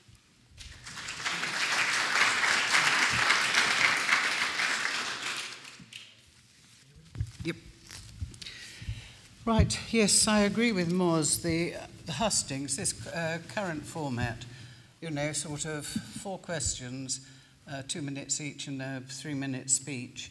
I don't think that you're getting a fair deal to find out anything about us. So that is something we need to look at.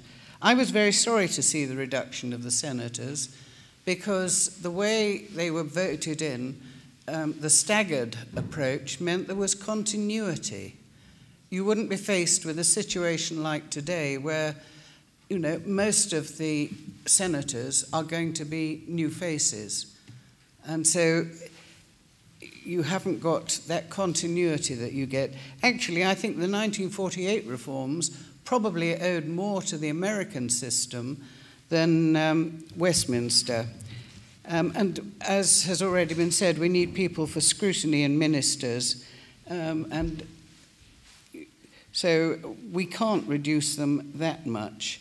Now, support for the finance industry. I think, yes, the first thing is to make sure that all regulation is valid and appropriate, because every time you put in a compliance officer or a new regulation, you've got another cost centre, and your productivity goes down. I spoke of computers for children.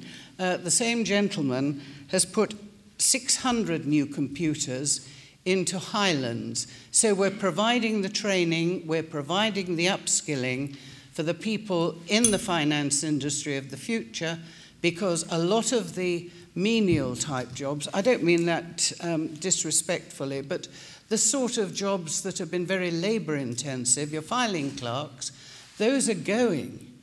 Filing now is a question of scanning. It is not a question of standing there putting things in files. So we are providing the background training for that.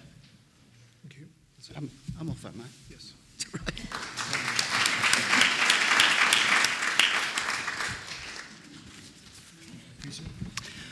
Gabriel, on electoral reform, the subject I'm sure we just can't get enough of. Surely it must be a basic democratic principle that everyone, no matter where you live, should have an equal vote in the future of your community.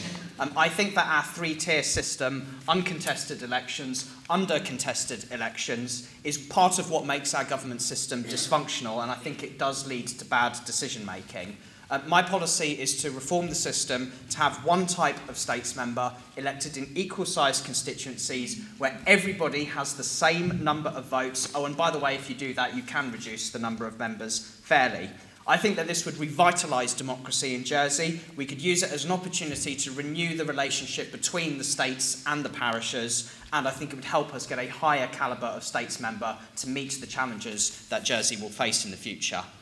Richard, on the finance industry, pages 8 and 9 of our party manifesto talk about this, where we make absolute clear our commitment to the finance industry because its success is fundamental to Jersey's future. I want to see strong public services that improve the lives of ordinary people, and you cannot do that unless you can pay the bills for those services. So we need a strong industry that provides job opportunities, that provides the tax revenue to do this. That doesn't mean that we neglect the other industries like digital, which has got some really exciting things going on now. Tourism and agriculture need more done there, and some of this is interlinked. But the finance industry is going to face challenges over the next few years, and not all of those are external. The nature of jobs in the industry is changing, automation being one of the main things there. Rather than dig our heels in the sand, I think we should embrace automation as a good thing because of the effect it can have on productivity, but we should work with the industry to work out what training they will require so those people are able to adjust their jobs as automation changes those opportunities in work. Introduce lifelong learning, swim with the tide, and there's no reason why the industry can't continue to be a success for Jersey.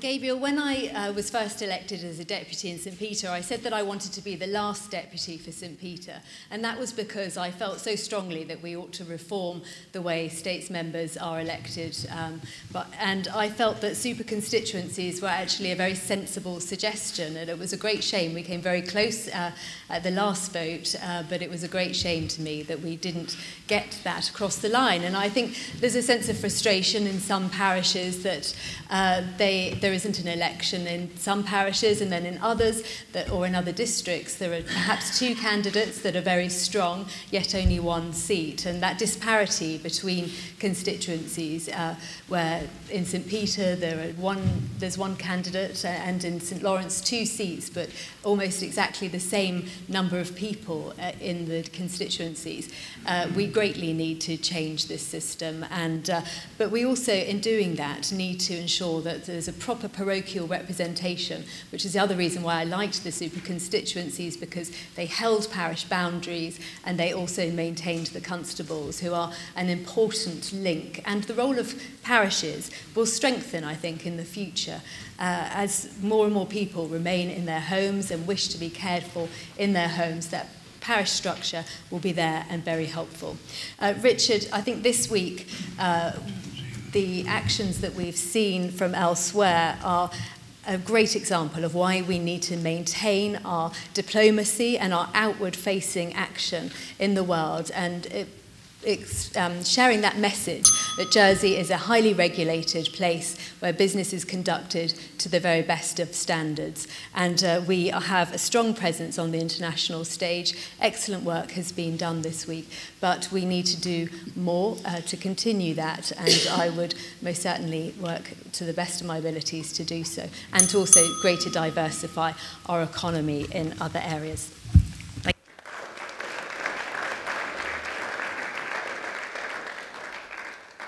In terms of electoral reform, I don't think there's anybody here, I hope, wouldn't disagree. I think the states are totally incapable of reforming themselves. It always comes down to self-interest when it boils down to it. We held a referendum. The public voted. We ignored it. I think that was a disgusting decision.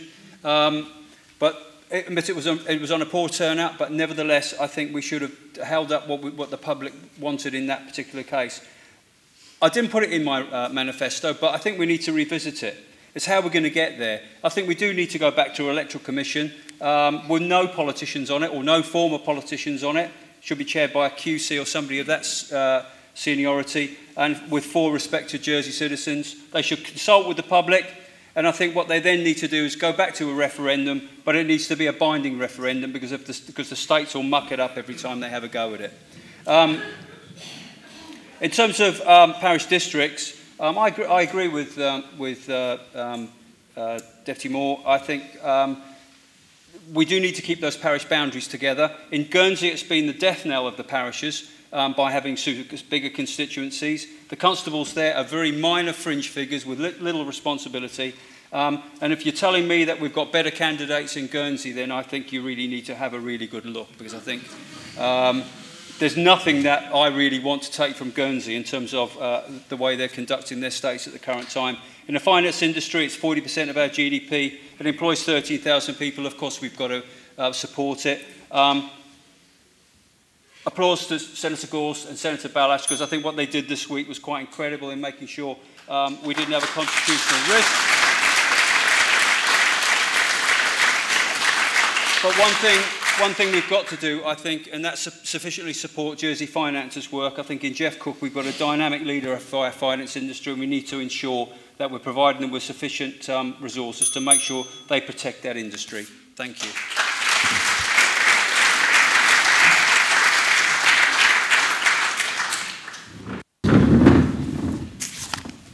It would appear I'm going to go against the flow here. I don't agree with super constituencies. And the reason I don't agree with them, it's going to erode the parish system. The parish system has been the bedrock of our society for countless centuries. Super constituencies effectively does away with the influence and the ability of a parish to elect their representative to represent that parish. I agree that some reform is required, but it's a different type of reform I'm looking for. I do not believe that a parish deputy should be appointed a minister who makes decisions that affects every islander on this island through a ministerial decision that isn't debated by the State's Assembly and yet may have only got elected by 800 people in his district.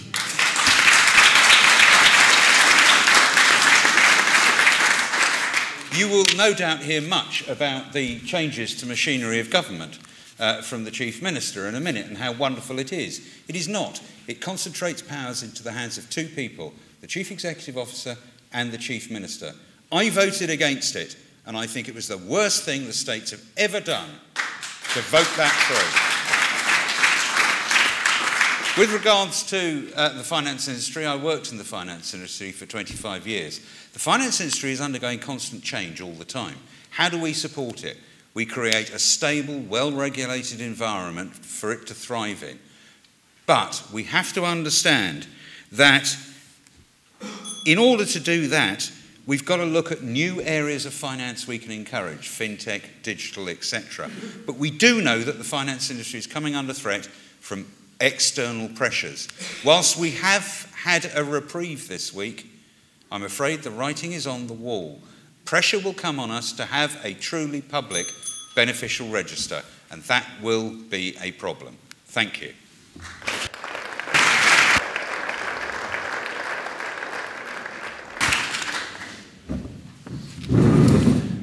To start with financial services, what am I going to do about engaging and supporting? I'm a chartered accountant. Financial services to the UK that we provide, we upstream about 0.5 trillion of investment to the UK. It's worth about 5 billion a year to them. So we are worth having. I've taken every opportunity to brief politicians either through the French-speaking parliamentary side or the British-Irish Parliamentary Assembly, and on BIPA, the latter, I presented twice to UK politicians on Jersey's constitutional position and have included a piece on financial services each time. In fact, last weekend, as alluded to by the Chief Minister in one of his tweets, I did contact some of my colleagues on BIPA to support the work that was taking place on the issue of the beneficial ownership pressures that we were facing, and I fed that back into the team. I have absolute confidence and do commend the team of external relations and what they achieved with Sir Philip Balash and Senator Gorst. To answer the question, I will continue putting that message across. We need to, I think, to redouble our effort. Financial services are good for the island and are good for Britain, and we should be saying that. In relation to constitutional reform, I was here a year ago, actually, holding a scrutiny meeting looking at that. The messages we held that the first Mori poll had been held on the subject for a number of years. Senators kept in the States, 58% of the population surveyed agreed. Parish deputies, 65% agreed. And keep the constables in the States, 55%. It then got somewhat confusing. So the only message we got is that actually the public didn't know about the proposals being debated at the time. They do care about them, they want to be informed, and they want to have their say by a yes-no, clear referendum, and that was one of the problems. My priorities, public sector reform first. Machinery of government has already been alluded to, because that defines who we are and what we need. If you go for a single member, it's get rid of the senators and it's get rid of the constables. If you're going to do that, it needs to be very clear support from the island by way of a referendum. I don't support that, and I don't support super constituencies. Thank you.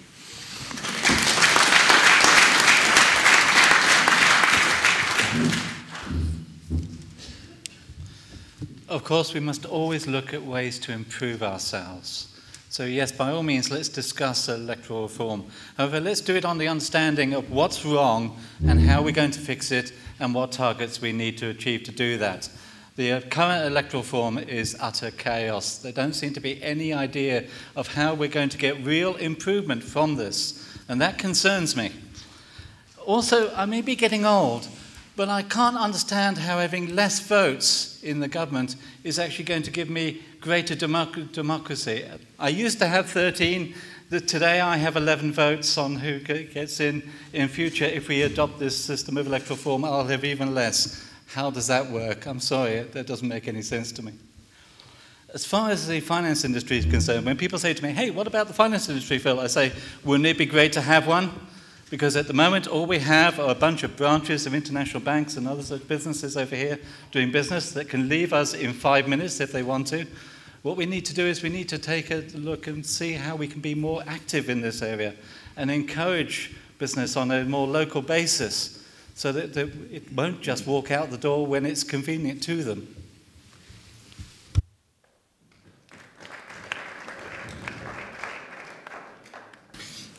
Conrad, it's 9:30. I'm not sure if you want Senator Farnham and I to answer.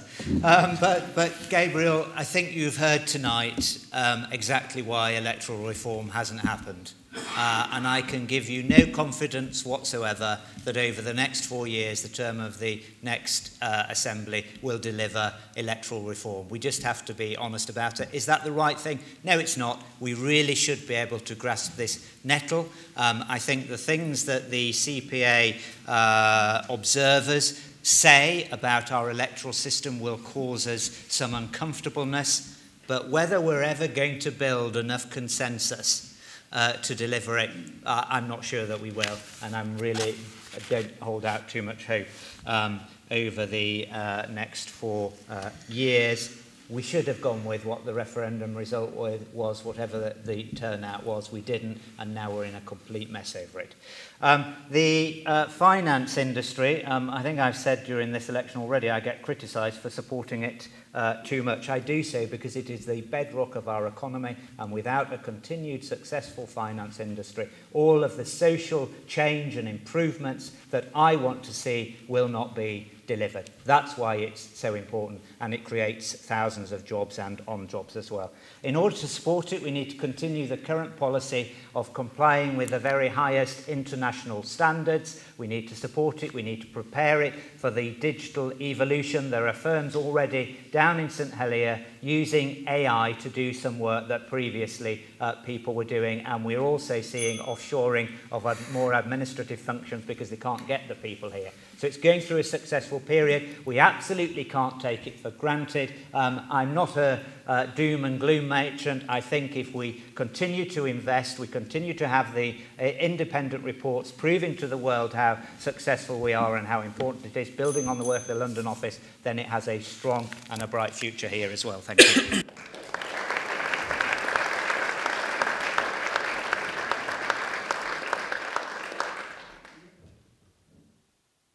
Don't start the clock till I stand up.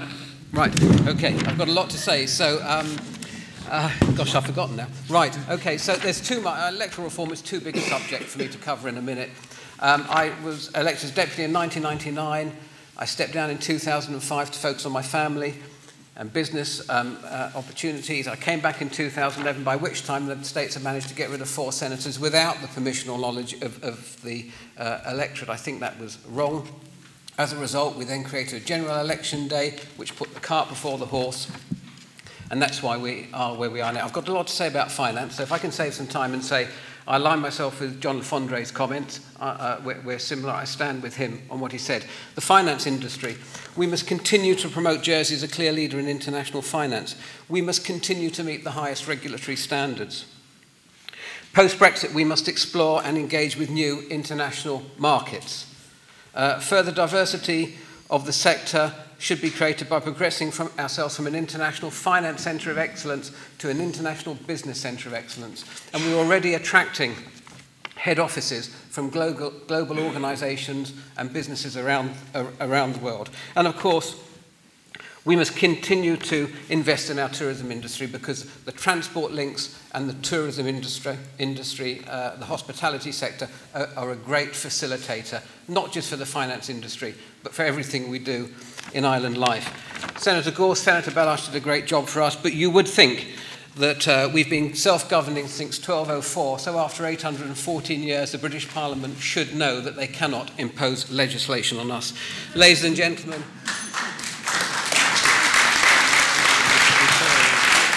thank you. Just between, this is our 10th hustings, and just between us, you've been the best. We've got some people from Grewillian tonight. They left home at lunchtime. They made it here. But you've been the most generous with your applause. Thank you very much.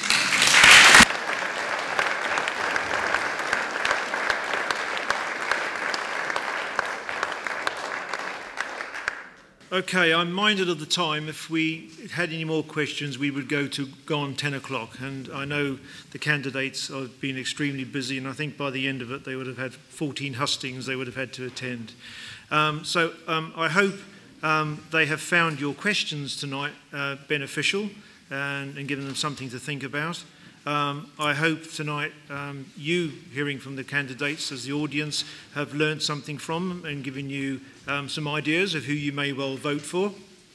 Can I also thank a few people? These events don't just happen. There's a lot of work that goes into them. So I'd like to thank the parish staff for all their work in putting this together.